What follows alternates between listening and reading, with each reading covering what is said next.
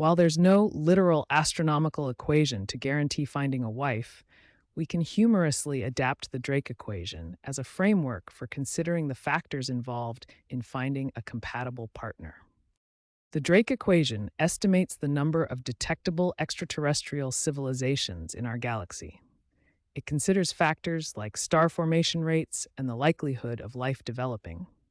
We'll repurpose its components to assess your eligibility and the availability of potential partners, ultimately aiming for a successful connection. Our adapted equation estimates the number of potential wife candidates based on various factors. Let's examine each variable step by step. RM represents the rate of meetings per year, how many social opportunities you have to meet potential partners. For example, if you attend 50 social events per year, RM equals 50.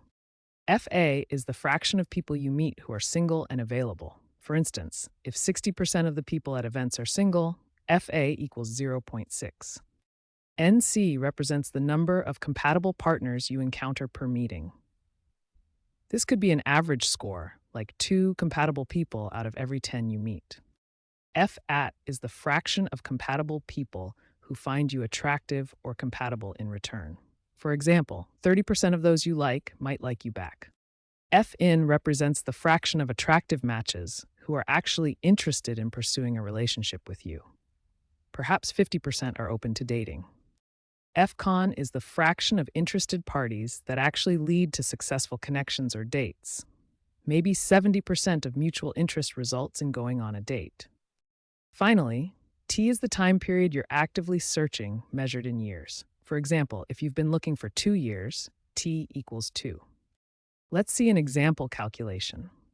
Using the example values, we can compute the number of potential wife candidates over 2 years.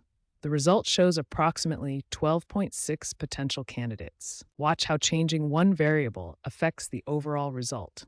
If we increase the meeting rate to 100 per year, the number of candidates doubles.